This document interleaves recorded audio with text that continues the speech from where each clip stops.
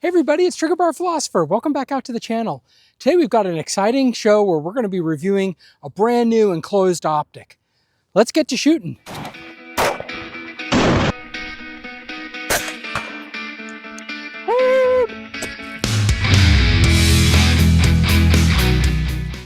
Okay, so let's start talking about the object for today. Today we're going to be reviewing this Gowutar HHC-A18. It's their enclosed pistol dot, but of course it can be set up for a rifle, shotgun, PCC, or a pistol.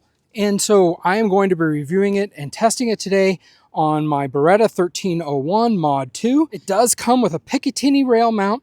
It also comes with an RMR mount and a Glock MOS mount.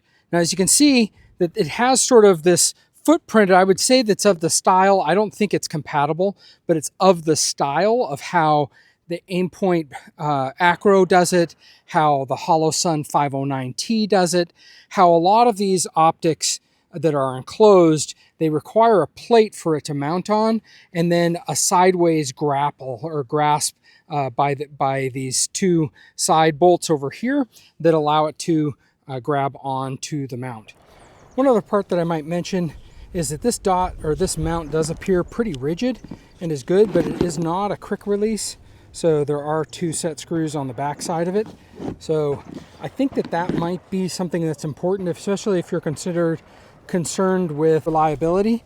But I do think a real positive side to it is that, as you can see, it has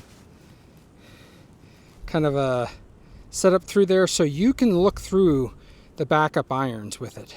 I wonder if I can see. It doesn't look like you have a doubling effect or a magnification effect downrange, but when I look through it, I do see a magnification effect. So interesting. So today I'm going to be testing the Picatinny rail mount. Later I'm going to be testing the RMR mount, and we're just going to get it out with this 1301. I am going to be shooting the Fiocchi Defense Dynamics. They call it it's a buckshot. I'm not exactly sure. Someone put in a comment in one of my previous videos saying it's a number 4 buckshot. I don't think it's number 4 because it has 9 pellets. That would fall more into the double-aught buck, but it could be something different than double-aught buck, and as I have not been able to tell from Fiocchi's website where they would classify it as. So, and they're going about 1275 feet per second. And so, yeah, so when you get this optic, the Gowutar, you can see the name there, comes with this nice case. You can see many of the features that is included with it. It has a nice encased housing. It's got one-click adjustable windage and elevation, or one MOA adjustable. It has 10 brightness settings, with 2 of them being for night vision. It's waterproof, shockproof, fogproof. I'm not going to be testing all of those, at least not at this point. I probably will do some water testing a little bit further on and some shock testing. But for today, we're just going to be shooting it. I think shooting it off of the 12 gauge will give it a good test. We can see if the dot will hold 0 and if it will be something that you can rely on. Of course, that's going to have to be something that you do with probably thousands of rounds of repetition. And so we'll be doing that over time on the channel, but I wanted to get a review out on this so that we could get to testing it and get into other tests later on down the road. So what is my relationship with Gowutar? Well, the Gowutar was kind enough to send out this pistol dot. They said they'd like to do a relationship with the channel. I said, okay. And I looked at the site and I said, this is the one that I want. And they were kind enough to send this one out for me. So I will, certainly that could prejudice my bias, but I think that also buying something, you also get a prejudice in that. I will mention this one time, there is a coupon code that'll run through June. Look, if someone else has a better coupon code, or you can get it on cheaper, go to that site. You don't have to use my link. You don't have to use anything. Just, do what you want. I'm doing it because, hey, I like optics. I like seeing what's out on the market. We live in an incredible time where there are so many, I can't keep track of all the different manufacturers. In fact, many of these dots look the same. I'm not sure how all of that works, but I think when they are made in a foreign country, they can be, maybe we don't have all the same laws and regulations over copying and so on and so forth. So you know, we'll test this out and we'll see how, because ultimately this is about what you as a consumer are going to check out. And if your budget can afford it, you know, look, if you're going to buy a 509T or if you're going to buy an aim point, you're going to be putting down significantly more cash than you would be for something like this optic. So this is definitely more budget minded, but we want to make sure that like it holds zero. Does it fall apart? Does it start, you know, just having characteristics? And I think running it on 12 gauge, we'll get to see some pretty neat things with that. So that being said, let's get to shooting. All right, so before I get shooting and sighting this in, I did want to take a couple of moments to update what's going on with the Beretta 1301. One thing is that I did remove the spring catch that's on the top of the magazine tube. So you twist this part off, and inside there is a little piece that helps you retain the spring when you're taking that tube off or when you're taking the top off. Everything that I've read online, this is what changes it from being a 6-shot tube to a 7-shot. This is the thing that you're going to be taking out. That's going to be down inside the magazine tube on the top. It holds the spring from poking out. Just took that out, and now it does have the 7 rounds in it, and so I'm going to be testing that, but I'm also going to be trying to sight this thing in, so I may just fast forward through some of this shooting part.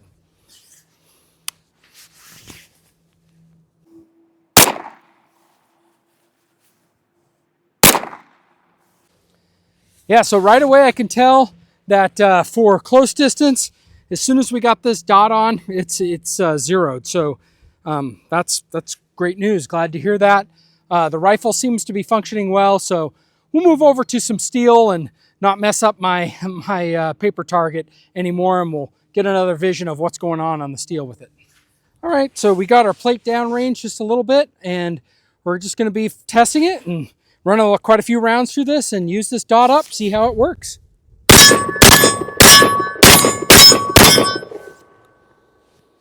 Pretty good. Let's test trigger bar's ability to reload this thing.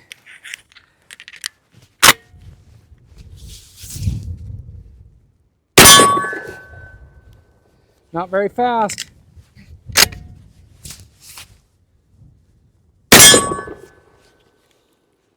Let's get a couple more in this time.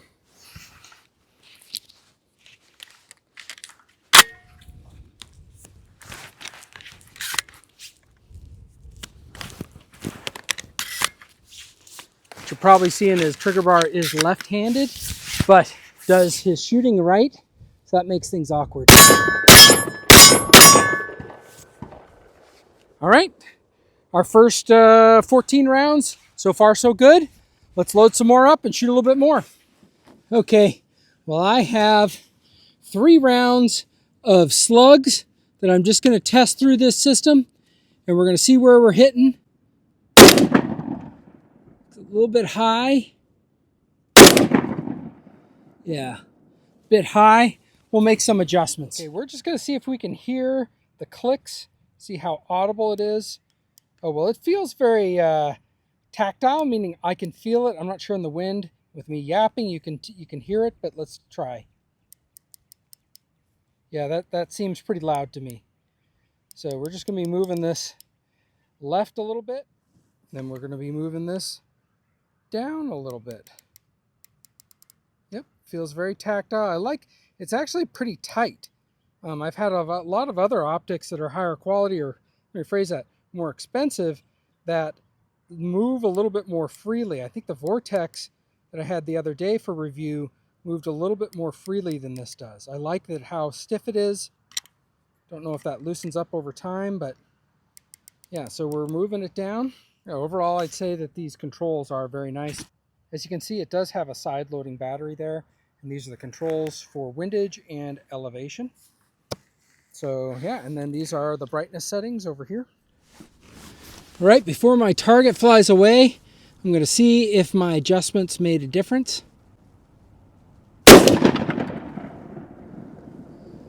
So, looks to me like it went way down. So it was a little bit too far. Again, maybe I am used to, I don't know, a lot of dots are 1 MOA adjustments, but that went down too far. Looks like my left-right may be a little too far too, so I'll correct that. Okay.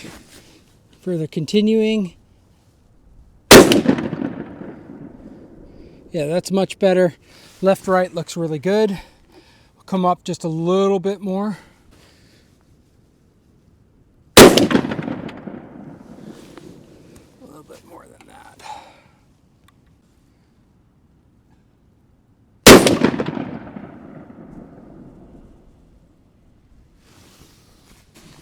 And maybe last one. Yeah, that's pretty good. All right, we'll save the rest. We'll do a little bit more shooting with the shotgun, and then we'll come back and we'll see how well it stayed on 0 from the times that we were shooting it. Okay, I just want to show that, in fact, now that I have removed that spring cap, the end cap for the spring, you can install 7 in these now. That's 1 in there, 2 in there, 3 in there, 4, 5, 6, 7. All right, let's go down and shoot them. We only have about 14 more rounds, so gonna burn them off, shoot them into the target.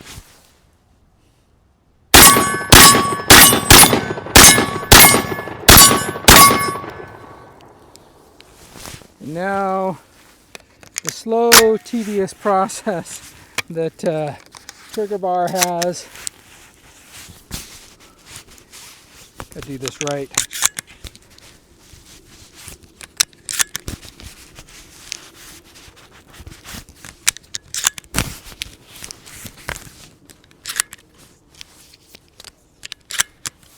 All right.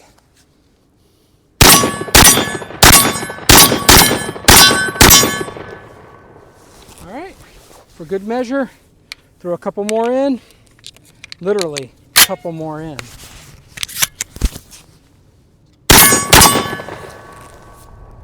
Okay, dot seems to be holding on. Let's go back to 25 yards. I know this isn't some rigorous test, but it's the best that I can do. Go back all the way to the 20 or to the 50-yard line, shoot some more slugs, see if our 0 shifted at all. Okay, we have 3 more slugs. If you look down at that target, kind of like the bottom 3 ones are the ones that I was hitting at. I'm going to aim to the same spot I was aiming before and see if it shifted much.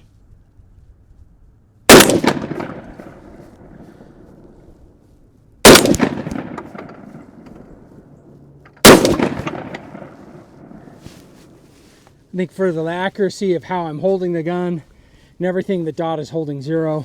It's a nice bright clear dot. Looks like all dots, you know, there is a little bit of magnification going on with this dot. So if that bugs you, that may be kind of a downside. You look through it, versus away, the objects get a little bit closer. It's almost like it's a, you know, 1.25 type magnification, or even a 1.1 going on in there. So that's something interesting to note. If that's something that would bug you, then maybe this isn't for you. Let's just talk about this dot and philosophy of use and so on and so forth. Okay, everybody, I hope everybody had just as much of a fun time as I did today in watching the video as I had in filming it.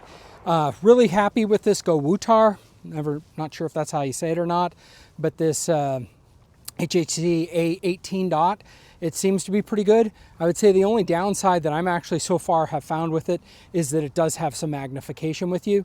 And if you're looking at it with 2 eyes open, that may be messing you up. So something to consider. But in terms of price performance, this seems like a great dot, right? And so I've reviewed Holosuns, Steiners, Trichicons, you know, Siley dots out there. I mean, it's a dot, and I think that's where we're, fact of the matter is, that's where we're getting to in the market, is that there are a lot of different dots.